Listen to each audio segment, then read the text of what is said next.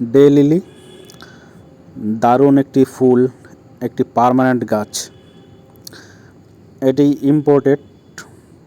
আমি এই ভাল্ব সংগ্রহ করে এনে আমার ছাদ বাগানে লাগিয়েছিলাম।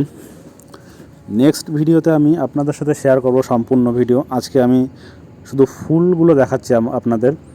এই দেখতে পাচ্ছেন প্লাস্টিকের 12 ইঞ্চি একটি বালতিতে বসানো আছে, আর এটি হলো পার্মানেন্ট গাছ। একবার যদি আপনি এই ভাল্ব আপনার ছাদ বাগানের টবে লাগান তাহলে কিন্তু বছরের পর বছর থাকবে।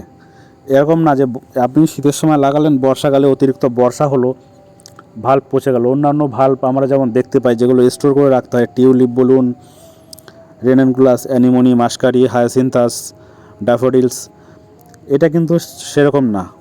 এই ভাল্বটি আপনি বসিয়ে রাখবেন, গাছ যখন ফুল শেষ হয়ে যাবে, যখন গরম গিয়ে বর্ষাকাল আসবে, তবুও দেখবেন আপনারা যে গাছ সম্পূর্ণ হেলদি রয়েছে, সতেজ রয়েছে। ভাল্ব কিন্তু পচবে না, গাছও নষ্ট হবে না।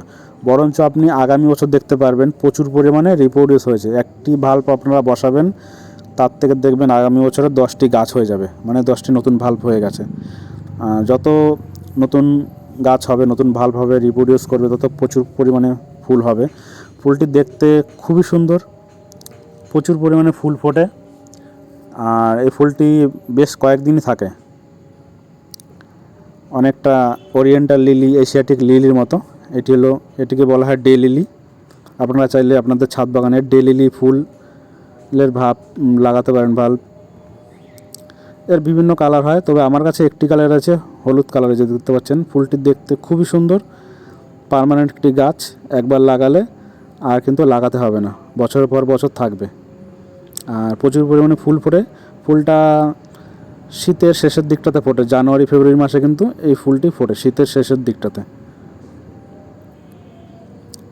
তো এই ভিডিওর পরে আমি যে নেক্সট ভিডিও দেবো, তাতে আমি সম্পূর্ণ ভিডিও শেয়ার করবো আপনাদের সাথে ডে লিলি সম্পর্কে।